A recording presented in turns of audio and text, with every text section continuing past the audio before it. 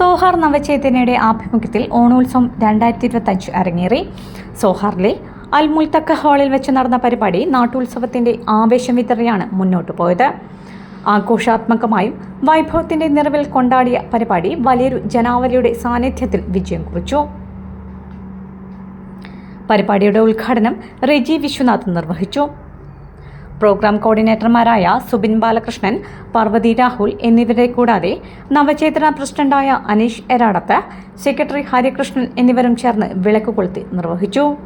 മാവേലിയുടെ വരവേൽപ്പോടെ തുടക്കമിട്ട ആഘോഷങ്ങളിൽ വിവിധങ്ങളായ കേരളീയ കലാരൂപങ്ങൾ നിറഞ്ഞു നിന്നു. ഘോഷയാത്ര, ഓണപ്പാട്ടുകൾ, നൃത്തങ്ങൾ, തിരുവാതിര, നവചേതന അംഗങ്ങളുടെ ഫാഷൻ ഷോ തുടങ്ങിയ വിവിധ പരിപാടികൾ സദസ്സിനെ ആകർഷിച്ചു. പ്രധാന ആകർഷണമായി മാറിയത് വിശ്വനാഥ് സംവിധാനം ചെയ്ത നവചേതന അംഗങ്ങൾ അഭിനയിച്ച ഓണനാടകം മാ ഓണം ആയിരുന്നു. വേറിട്ട ശൈലിയിൽ ഹൃദയസ്പർശിയായും മനോഹരമായ രീതിയിലും ഭാവപൂരിതമായ നാടകം പ്രേക്ഷകരെ പിടിച്ചിരുത്തി. പ്രേക്ഷക ശ്രദ്ധ പിടിച്ചുപറ്റിയ മറ്റൊരു പരിപാടിയായിരുന്നു മലയാളി മങ്കയും കേരള ശ്രീമാനും. കേരളീയ വസ്ത്ര സൗന്ദര്യത്തിൽ ഒരുങ്ങിയിറങ്ങിയ മങ്കയും ശ്രീമാനും കാണികളുടെ മനം കവർന്നു. ഡോക്ടർ കെസിയ അലക്സാണ്ടറാണ് മലയാളി മങ്ക പട്ടം നേടിയത്.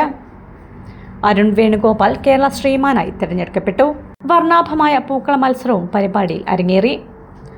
ബദ്രൽ സമ ആശുപത്രി ഗ്രൂപ്പിന്റെ പൂക്കളം 1ാം സമ്മാനം നേടി.